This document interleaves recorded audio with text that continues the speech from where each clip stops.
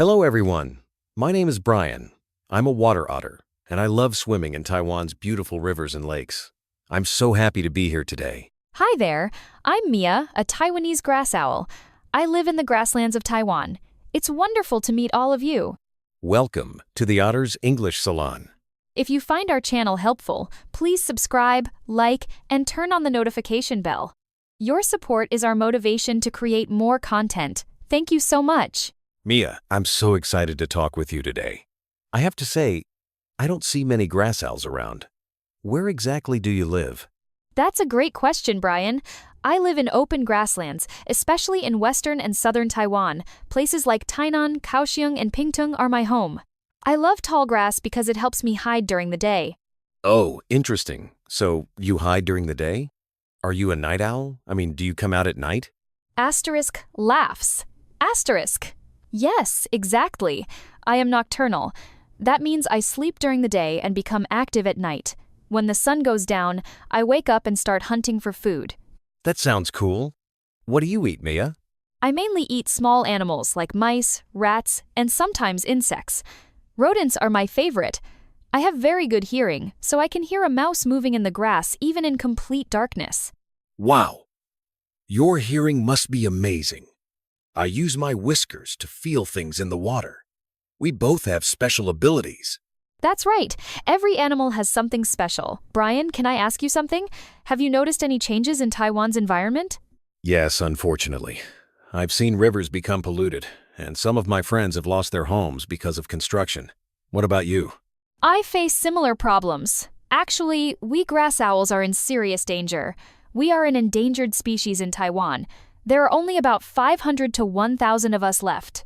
Oh no, that's terrible. What's causing this problem? There are several reasons. The biggest problem is habitat loss. Humans are turning grasslands into farms, buildings, and roads. When the grass is cut down, I have nowhere to live and nowhere to hunt. That must be really difficult. Are there other dangers too? Yes, sadly. Many of my family members die from rat poison. Farmers put poison in the fields to kill rats, but when I eat those poisoned rats, I get poisoned too. It's called secondary poisoning. That's so sad. The poison is meant for rats, but it hurts you instead. Exactly. Another big danger is traffic. Grass owls often fly low when we hunt, and sometimes we get hit by cars or motorcycles on roads near grasslands. Many of us die this way every year. I've heard about roadkill. It's dangerous for many animals. Are there any other threats? Yes, there's also the problem of feral dogs and cats. These animals sometimes attack us, especially when we're on the ground or when our chicks are in the nest. Your life sounds really challenging. How do you build your nests? We don't build nests in trees like many other owls. We make our nests on the ground, hidden in tall grass. We create a small tunnel through the grass that leads to our nest. This helps protect us and our babies. On the ground? That sounds dangerous. It can be. That's why we need tall, thick grass to hide properly. When farmers cut the grass or burn the fields, our nests are destroyed. Sometimes our eggs or baby owls die in these fires. That's heartbreaking. Do you have babies every year? We usually breed once or twice a year. I can lay about 4 to 6 eggs at a time, but raising babies is not easy. Both parents need to work hard to bring enough food. And with all the dangers around, not all chicks survive. You're such a devoted mother. What do you look like? I want our listeners to imagine you. Well, I'm a medium-sized owl. My face is heart-shaped and white, which is typical for owls in my family. My back is brown with beautiful patterns, which helps me blend into the dry grass. My belly is lighter, almost cream-colored. Oh, and I don't have ear tufts like some owls do. You sound beautiful. And I bet you're very quiet when you fly, right? Yes, owls have special feathers that make our flight almost silent. This helps us sneak up on our prey. The mice never hear us coming. That's an amazing hunting skill. Mia, what can people do to help you and other grass owls? I'm so glad you asked. There are many ways people can help. First, they can protect grassland habitats. Not all land needs to be developed. Some areas should stay wild. That makes sense. What else? Farmers can use less poison or use safer methods to control rats. There are other ways to manage pests that don't harm owls and other wildlife. Also, when farmers need to cut grass, they could check for nests first, especially during breeding season. Those are practical ideas. What about regular people who aren't farmers? Everyone can help. If you see a grass owl injured on the road, please call a wildlife rescue center. Don't try to touch us yourself because we might be scared and hurt you accidentally. Also, people can support conservation organizations that work to protect endangered species. Education is important too, right? Absolutely! Many people don't even know that grass owls exist in Taiwan. By learning about us and sharing information, people can raise awareness. That's actually why I'm here talking with you today. I'm honored to help spread the word. Can you tell us more about your daily routine? What's a typical night like for you? Sure, when the sun sets, I wake up and stretch my wings. First, I groom my feathers to keep them in good condition. Then I fly to my favorite hunting spots. I usually perch on a low post or fly slowly over the grassland, listening carefully for any movement below. How long do you hunt each night? It depends on how successful I am. If I catch prey quickly, I might hunt for just a few hours. But if food is scarce, I might hunt most of the night. I need to eat about 2 to 3 mice per night to stay healthy. That's a lot of hunting. Do you hunt alone or with other owls? Grass owls are mostly solitary. We hunt alone, but during breeding season, my partner and I work together. We take turns hunting and watching the nest. Teamwork is important when raising chicks. That's sweet.